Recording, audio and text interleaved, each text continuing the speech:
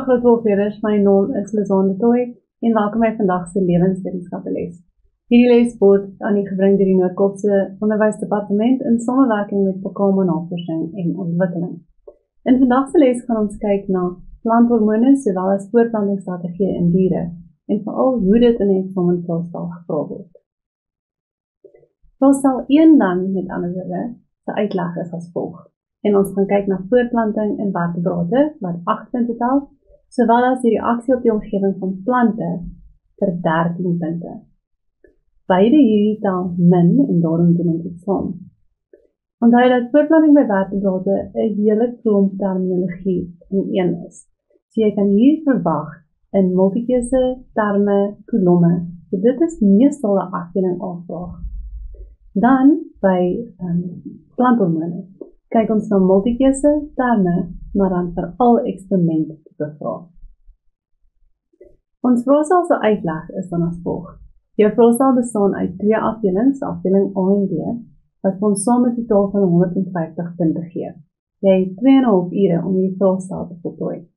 Afdeling A is jou korter tipe vraag, 50 punte. Multikeuse, terme, paskolom A en B, en dalk kortliks benoem. Dan jou afdeling B is jou meer 'n hoër orde tipe vraag. Analiseer, eksperimente, benoem, beskryf prosesse ensovoorts. Jy moet onthou dat jy die volgende hulpbronne asseblief van gebruik moet maak. Eerstens, kyk na Mind the Gap, SIPS-materiaal en die DWE studiegidse. Dan ook na die uitsendings en weblesse soos wat jy tans doen.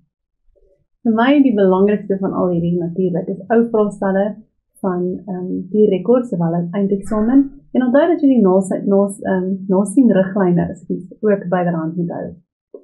Dit is belangrik onder daar op die nasien riglyne presies aangedui word waar die punt vir die antwoord toegeken word. Jy kan dan ook gebruik maak van jou eksamenriglyne wat vir jou kan help om prosesse te laat memoriseer en handboeke wat op jou beskikking is. En dan heel laastens onthou asseblief om van die webtuiste education.gov.za gebruik te maak.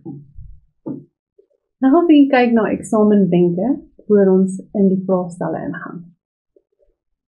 Hierdie les gaan fokus op volgende goeders. So ons gaan kyk na eksamentipe vrae oor reproduksie in diere, sowel as eksamentipe vrae oor planthormone.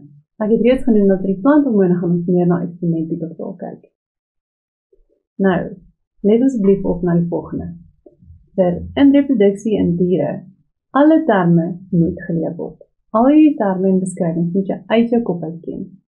Die hele hoofstuk bestaan omtrent slegs uit terme. Dan moet jy die amniotiese eier kan teken, sowel as kan benoem. En dan ook kan jy vergelykings tref tussen die verskillende terme, soos byvoorbeeld inwendige en uitwendige bevrugting in voortplantingsstrategieë of ontwikkeling soos prekosiale en altersiële ontwikkeling. En dan moet jy diagramme gebaseer op altersiële en prekosiale ontwikkeling kan analiseer en interpreteer. Maak seker dat jy kan onderskei tussen inwendige bevrugting wat binne in die wyfiese liggaam plaasvind teenoor uitwendige bevrugting waar beide individue hulle gamete uitwendig laat. Onthou dan ook oviparie, viviparie en ovoviviparie. Oviparie verwys na wanneer 'n eier buite die liggaam gelê word of wanneer die ontwikkeling van die embrio buite die wyfiese liggaam plaasvind. Viviparie is dan soos ons op diere wanneer die ontwikkeling van die embrio binne in die wyfiese liggaam plaasvind met 'n placenta en 'n naaldstring. Ovoviviparie is dan die kombinasie van hierdie twee. So hoewel die individu in 'n eier is hy nie verbind aan die wyfiese liggaam nie. So ontwikkeling van die embrio vind binne in die wyfiese liggaam binne in 'n eierstruktuur plaas. Dan het ons die 3 membrane, die extraembrioniese membrane. So ons het die amnion, die chorion en die allantois. Maak seker dat jy hulle op 'n skets van die amniotiese eier kan identifiseer. Soos ek reeds genoem het, altriciële ontwikkeling teenoor prekosiale ontwikkeling. Onthou dat altricieel kan jy aan 'n mens babietjie dink. Heeltemal afhanklik van ouersorg, voeding, kos, waar prekosiale individue, soos op die prentjie gesien, reeds van vroeg af hulle self kan voer, kan rondhardloop. Hierdie tipe vrae kan jy verwag in afdeling A, soos ek genoem het in multikeuse en in die terminologie, selfs by kolom A en B. As ons na planthormone gaan kyk, moet jy asseblief oplet na die volgende. Jy moet onthou, daar is 3 verskillende planthormone en jy moet hulle al 3 se funksies ken. Terwyl daar meer gefokus word op auksine, is dit steeds belangrik dat jy die ander ook ken. 2. Auksine, die detail van hoe dit funksioneer, as 'n invloed lig en swaartekrag op dit het. Asseblief, auksine is baie belangrik. Dan groeipatrone in stingels en wortels en hier verwys ek na tropismes. En dan 4, onthou asseblief dat hierdie vraag baie in eksperimenttipe vraag gevra word. So, hoe verskillende planthormone die groei van plante beïnvloed en onder watse omstandighede. Dan laastens maak seker dat jy kan onderskei tussen woorde soos fototropisme, foto wat beteken lig, so hier weet ons met die son te doen, en geotropisme wat verwys na gravitasiegroei. Dan ook die funksies van auksine, gibberellide en abscisiensuur. Onthou dat die beste manier om hierdie te leer is om na ou vraestelle te kyk. Gaan soek daai eksperimente, gaan interpreteer die kliniestaat of die kweekhuise wat gebruik is.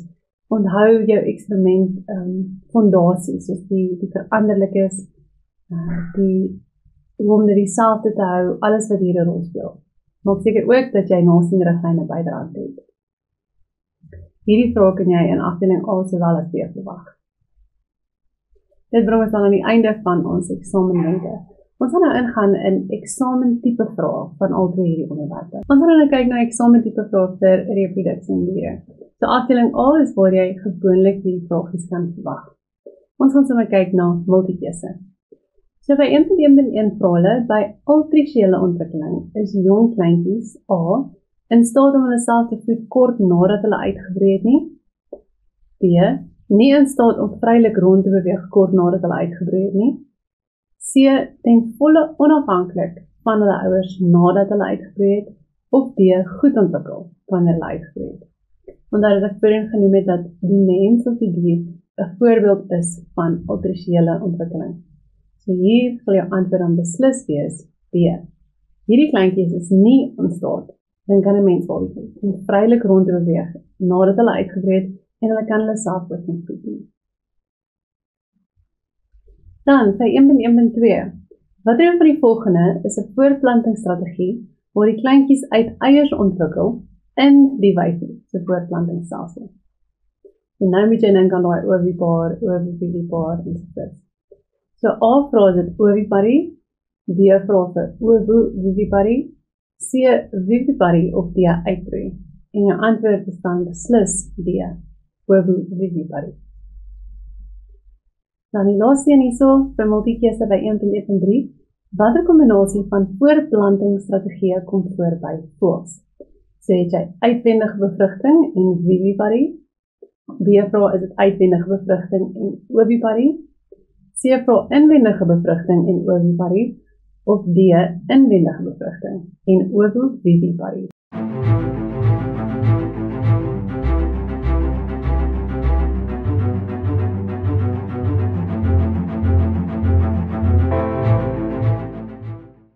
As jy gesê het C inwendige bevrugting en oviparie, is jy korrek.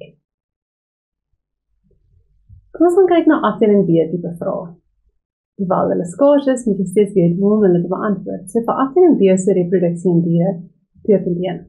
Die diagram hieronder stel organismes met verskillende voortplantingsstrategieë toe. So jy gaan hierdie ook benader soos enige ander skets in 'n vraestel, gaan kyk eers na jou sketse, identifiseer die organisme en besluit dan hoe dink jy vind hierdie voortplanting plaas. By diagram 1 het ons 'n vroulike en 'n manlike vis wat gamete in die water vrystel. By diagram 2 kan jy sien dat dit 'n duif is wat eiers gelê het. En dan by diagram 3 is dit duidelik dat dit 'n koei is wat lewend geboorte gee. Ons gaan kyk na die vraag. Vaginale geboorte soos ek genoem het. By diagram 2 is dit eiers in 'n nes met 'n harde dop. En dan by 1 gamete wat in die water vrygestel word. Vraag 2.1.1 sê watter diagramme 1, 2 of 3 stel organismes voor wat A, uitwendige bevrugting toon. So uitwendige bevrugting, onthou het ons gesê, is wanneer gamete in water vrygestel word. Watter diagram dink jy is dit? Dis beslis diagram 1. By weefvla dit word ekstra embrioniese membrane ontwikkel en met die beskerming en voeding van die embrio help. As jy gaan kyk na hierdie organismes, is dit diagram 2 of 3. As jy gesê 2 en 3 is dit korrek. Die amniotiese eiers, sowel as die baarmoeder van 'n wyfie of 'n vroulike koe, help met hierdie funksies. Dan sê wat ovipaar is. Ovipaar weet ons dat die embrio ontwikkel buite die wyfie se liggaam. Dit is definitief dan diagram 1 en 2. Goed, dan by 2.2, kom ons lees gou die uittreksel. So anchovies is 'n soort vis wat in die Stille Oseaan aangetref word. Gedurende die broeiseisoen kom die wyfies en mannetjies in groot groepe bymekaar en stel ovums en semen in die water vry.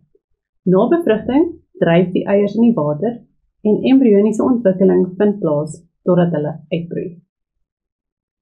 Die Europese snoekvis daarenteen word hoofsaaklik in riviere aangetref. Gedurende die broeiseisoen stel die wyfie duisende ovums vry en die mannetjie stel semen reg rondom die wyfie vry. Die bevrugte eiers heg vas aan plantegroei naby aan die rivierbedding, waar embrioniese ontwikkeling plaasvind totdat hulle uitbroei. In so 'n vraag gryp jy highlighter en highlight jy die belangrike dele van hierdie stuk. Soos ek genoem het, dis 2 visse wat teenoor mekaar vergelyk word. By die anchovies is dit groot hoeveelhede ovum en semen wat in die water vrygestel word. By die snoekvis is dit duisende ovums met semen wat reg rondom hierdie ovums vrygestel word. By die anchovies dryf die eiers in die water en by die snoekvis heg dit vas aan plantegroei. So daar's reeds verskille. So, hierdie grafiek toon dan die oorlewingstempo van beide die visspesies, maar die tipe visspesie word nie aangedui nie. Hier kan ons sien grafiek X se oorlewingstempo is beslis hoër as grafiek Y-sin, as jy kyk na die Y-as wat die oorlewingstempo toon. Dan, hier het ek 'n paar uittreksels uit die leesstuk bygeheg, soos wat ons die vrae nou antwoord. Goed. So, vraag 2.2.1 vraag. Noem die tipe bevrugting wat beide visspesies het. Nou weet ons dat beide visspesies stel hulle gamete in die water vry. So wat tipe bevrugting is dit? Beslis uitwendig. By 2.2.2 vraag dit, verduidelik waarom beide visspesies ovipaar is. Nou weet ons dat oviparie beteken die ontwikkeling van die embrio vind buite die wyfie se liggaam plaas. Goed. Die ontwikkeling van die embrio's van beide visse vind buite die wyfie se liggaam in die water plaas. Dit asseblief op, omdat hy 2 punte tel, is dit nodig vir jou om daai antwoord uit te brei. So jy noem beide visse en jy noem buite die wyfie se liggaam in die water. 2.3 sê beskryf 2 maniere waarop die kanse van bevrugting by die Europese snoekvis verhoog word. So hier het ek vir jou aan die regterkant gewys van die rivierbedding en dan die aanhegting aan die plantegroei. So die wyfie van die snoekvis stel duisende ovums op 'n slag vry wat ontmoeting met 'n spermsel verhoog. Dit word duisende ovums vrygestel word. Dan die bevrugte eiers heg aan die plantegroei vas wat beskerming vir hulle bied teen predatore. Ek dink jy kon ook genoem het vir die eerste antwoord dat die mannetjie sy gamete reg rondom die wyfie vrystel, dat dit 'n nabye kontak aan mekaar bring.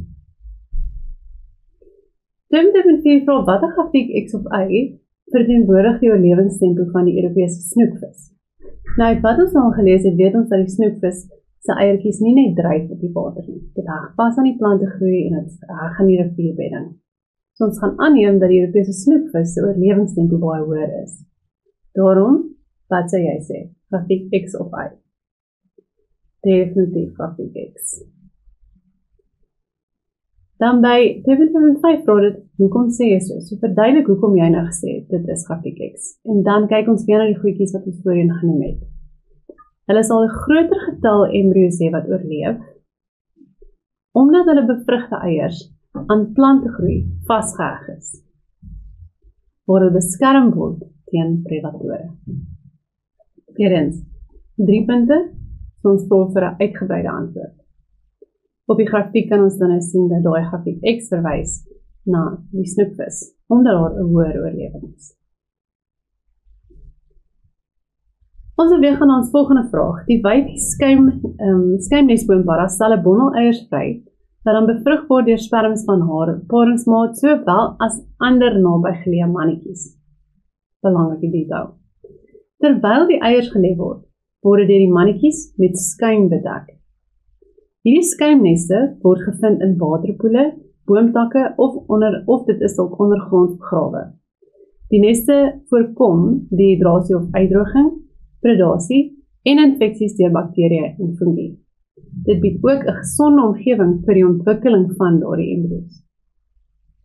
Sonlig sal die nes se buitenste oppervlak verhard en dan na 'n paar dae breek die ontwikkelende parafisies uit en val in die water waar hulle verder sal ontwikkel. Paar belangrike goedjies. Die wyfie stel 'n bondel eiers vry wat bevrug word deur die sperms van haar paringsmaat, sowel as ander mannetjies. Skuimneste kry ons in waterpoele, boomtakke of ondergronds. Die neste voorkom dan dehydrasie, predasie en infeksie. Kom ons gaan kyk na die vraag. Ek het weer eens stukkies uit die leesstuk uit aan die regterkant geplaas, waarna jy kan kyk.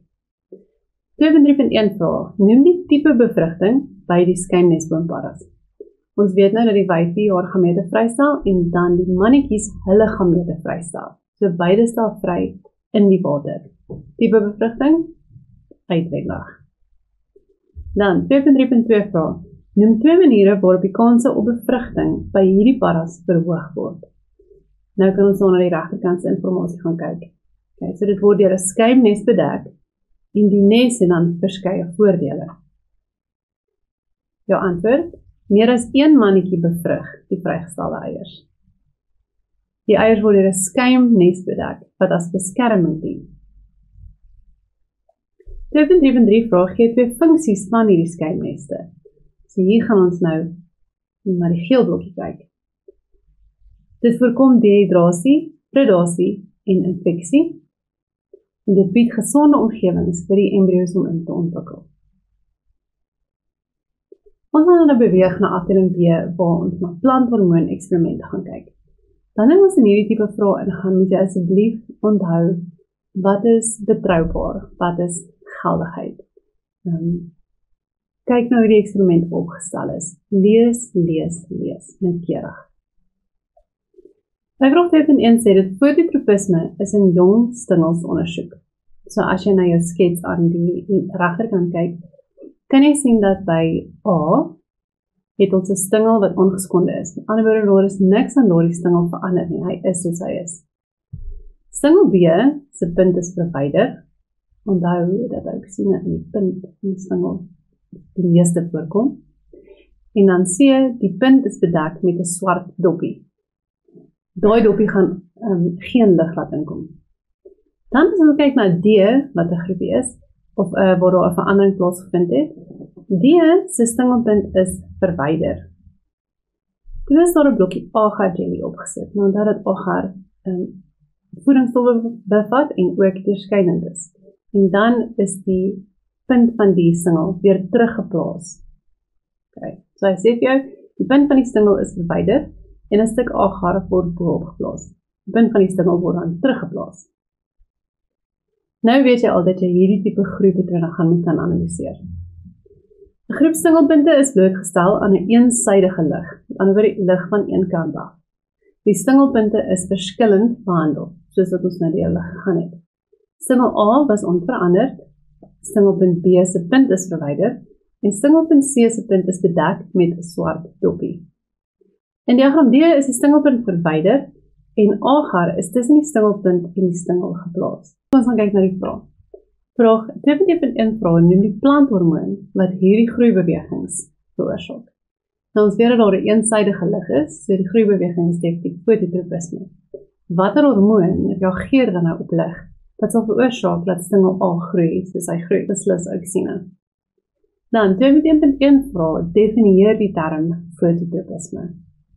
So dit is 'n groeibeweging van 'n deel van 'n plant in reaksie op 'n eensydige ligstimulus. 2 punte. Wanneer 2 regmerkies so direk na mekaar aangedui word, noem ons dit gewoonlik 'n als of niks vraag. Jy kry of 2 punte of niks. 2.1.3 vra dan, verduidelik hoekom stingel D na die ligpunt toe gegroei het. Onthou dat stingelpunt D verwyder is en 'n stuk agar is tussen die stingelpunt en die stingel geplaas. Agar is deurskynend. Ok, so. Auksine diffundeer deur die agar na die stingel toe. Auksine is ligsensitief. Daar is 'n hoër konsentrasie auksine aan die donker kant van die stingel. So groei en selfverlenging word aan daai kant gestimuleer, aan die donker kant, wat vinniger dan groei. Dit veroorsaak dat die stingel buig na die lig toe. Vraag 2.4 vra, verduidelik die resultaat van die eksperiment met stingel C. Ons weet dat die hoogste konsentrasie auksine in die stingelpunt voorkom. Auksine reageer op lig. Stingelpunt C is bedek deur 'n swart doppie wat nie deurskynend is nie. Met ander woorde, lig kon nie die stingelpunt bereik nie.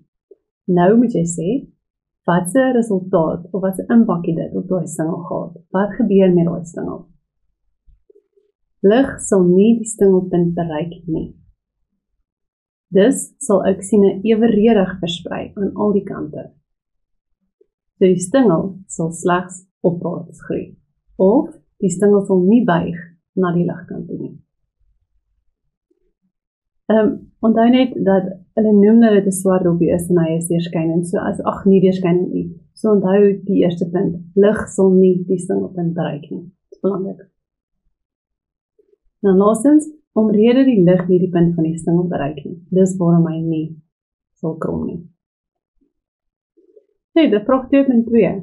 Vraag 2.2 sê die ondersoek is gedoen om die invloed van 'n planthormoon op die plantgroei te bepaal. Die prosedure was soos volg. So hier gaan jy nou weer baie mooi moet oplet na regverdigheid en betroubaarheid. Asseblief, ja, laat dit by jou. Eers 2 potplante van dieselfde spesies en ouderdom is gebruik. Die groeipunte van beide plante is op dieselfde afstand van die stingel afgesny. Die gesnyde oppervlak van plant 1 is met petroleumjelly geseël. Die afgesnyde groeipunt van plant 2 is vir 2 ure op 'n blokkie met agar-jelly geplaas.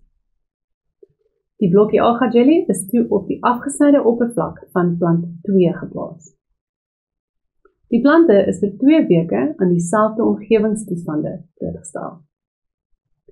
Goedjies waarna om op te let as ons praat van regverdigheid. Ons het 2 potplante van dieselfde spesies, dieselfde ouderdom. Die groeipunte van beide plante is op dieselfde afstand afgesny. Ons het ook die plante is vir 2 weke in dieselfde omgewingstoestande blootgestel. Highlight daai sommer vir jou van die begin af. En laastens, die groei van beide plante is aan die einde van hierdie periode waargeneem. Ok, hierdie diagram wat jy nou sien, wys ons die resultate wat jy uitgekry is. Onthou, al 2 stingelpunte is op dieselfde lengte afgesny. Petroleumjelly is op potplant 1 se stingelpunt geplaas, nadat die stingelpunt verwyder is, en potplant 2 het 'n blokkie agar ontvang. Okay. Jy kan sien dat in potplant 1 daar definitief 'n groei van sy takke plaasvind, nie in liggaam 2 nie. Okay, nommer 2.1 vraag. Noem waarom die groeipunte op 'n blokkie agar-jelly vir 2 uur geplaas is. Okay, so groeipunt van potplant 2. Hoekom het ons dit gedoen? Wat so 'n minuut in gesels daaroor.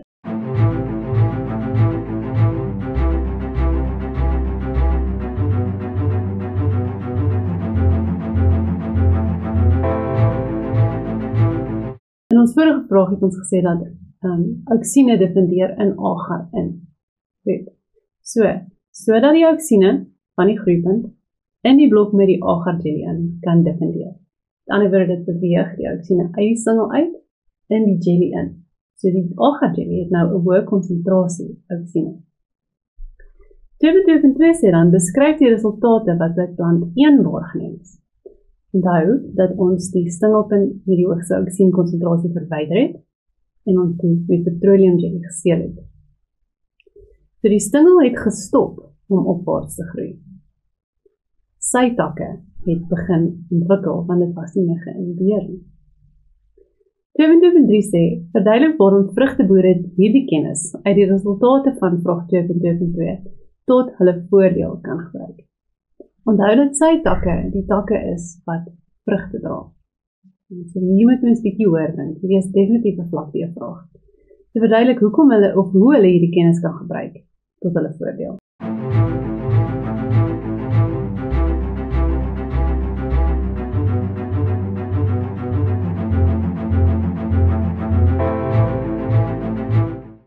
So meer sytakke, eerstens, gaan op jou vrugteplante ontwikkel. Dit gaan lei na plante wat meer vrugte dra. En dit vergemaklik die oes van hierdie vrugte, omdat dit nie so verskriklik hoog is nie. 2.2 sê, verduidelik waarom die stingel van potplant 2 opwaarts groei.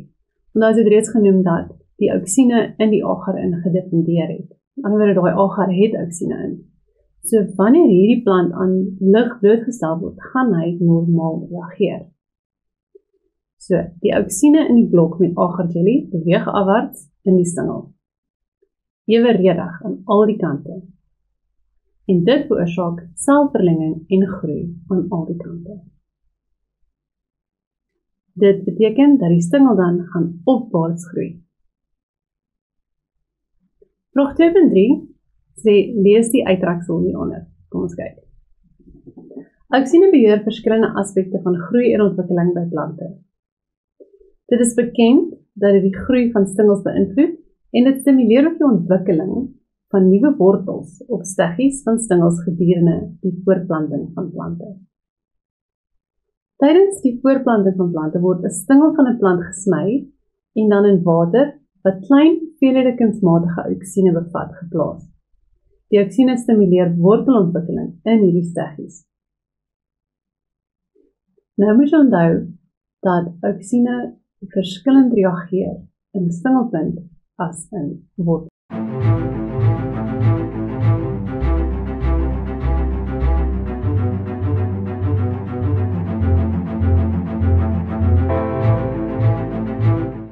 Step 3.1 sê, noem 2 plekke in plante waar auxine geproduseer word. Hierdie is leerwerk, so dit moet jy net kan gee. Definitief die apikale meristem of die punt van die stingel, sowel as die apikale punt van die wortel.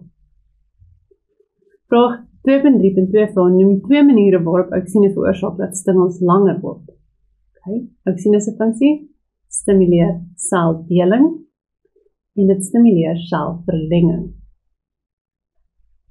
2.3.3 vraag, noem 1 ander planthormoon wat 'n toename in die lengte van stingels veroorsaak.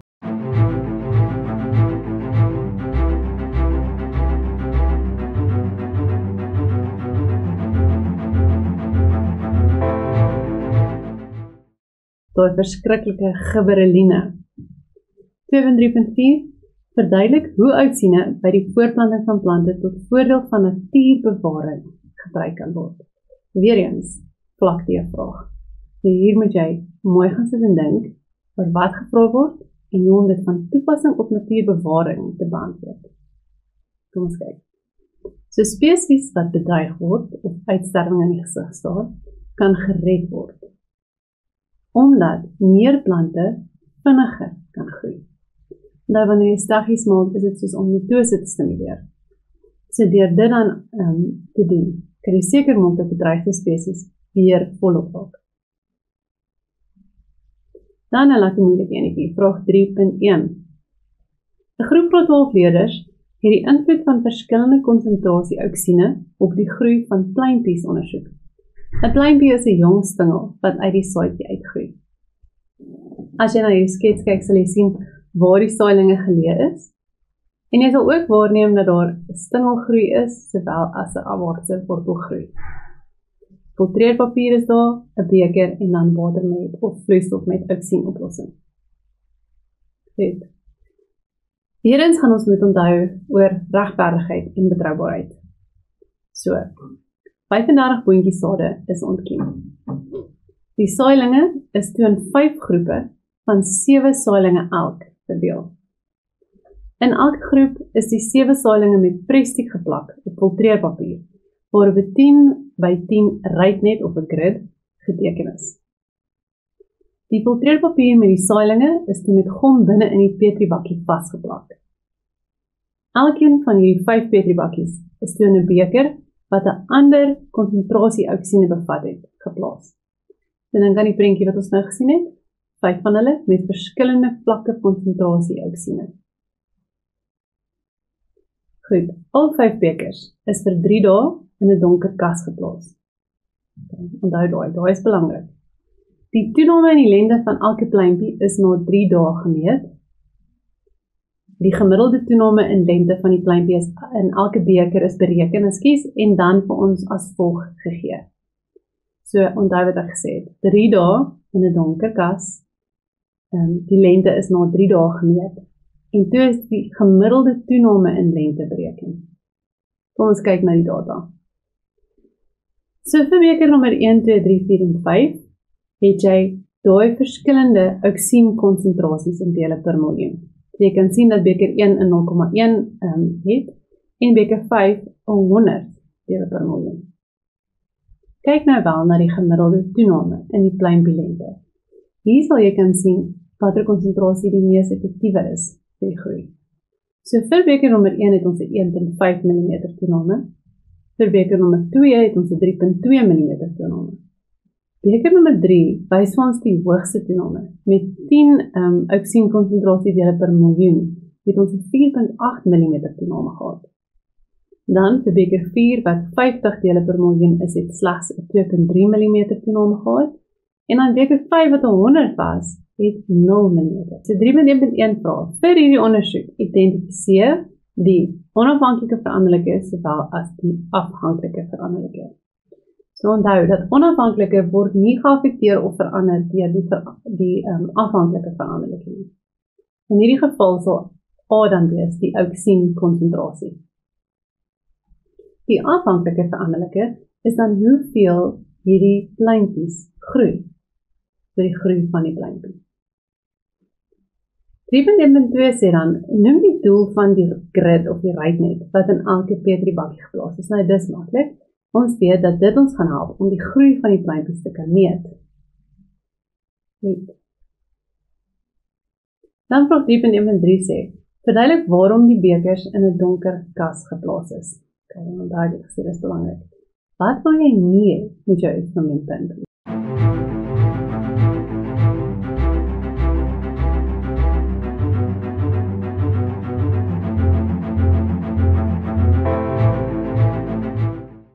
Om dieselfde toestande na te bootse, waaronder ontkieming van die saailinge vir normale groeiprosesse plaasvind. Met ander woorde, jy verwyder sondig en jy maak asof hulle in die grond groei. Om die saailinge aan eenvormige lig bloot te stel, om opwaartse groei vir maklike meting toe te laat. So 3.1.4 noem een manier waarop die leerders die betroubaarheid van hierdie ondersoek verseker het. Nou in die verlede was dit genoeg om te sê herhaal die eksperiment of vergroei die steekproef. Dit is nie meer nie. Jy gaan moet spesifiek beantwoord. Vergroei die steekproef van 5 na 10 of waarop het hulle hulle het 5 bekers gebruik en dan hulle het die eksperiment 1 keer herhaal, 3 keer herhaal. Okay, daar's sulke goedjies waarna jy moet dink. Onthou daai goed wat ek gehighlight het aan die begin. So hulle het 7 saailinge in elke groep gebruik. En hulle het die gemiddelde lengte bereken van elke saailing soos wat dit gegroei het. 3.5 vraag, noem 3 faktore wat nie in die prosedure aangedui is nie, wat tydens hierdie ondersoek konstant gehou moet word. So in ander woorde, kyk nie hoe konstante veranderlik is. Weerens het ons dit genoem. Die boontjies is van dieselfde spesie, die saailinge is ewe oud, en hulle is dieselfde grootte. 3.1.6 vraag, noem die gevolgtrekking wat uit die resultate in die tabel gemaak kan word. Nou sal jy onthou dat ons het begin met min groei, en toe omtrent 4.5 as ek reg onthou is millimeter se groei, en toe na 0 groei toe, soos wat die auksienkonsentrasie verhoog het. So, 'n styging van die auksienkonsentrasie tot by die optimum stimuleer die groeitempo van die pleintjie. Met 'n verdere styging in die auksienkonsentrasie is daar 'n inhibering van pleintjiegroei. Onthou wat ek gesê het, alsof niks punte. Goeiedag dan, in ons volgende les gaan ons kyk na menslike voortplanting. Gaan oefen jou eksperimente, gaan maak seker jy het al jou benodighede vir wanneer jy in die eksamenlokal instap. Baie dankie.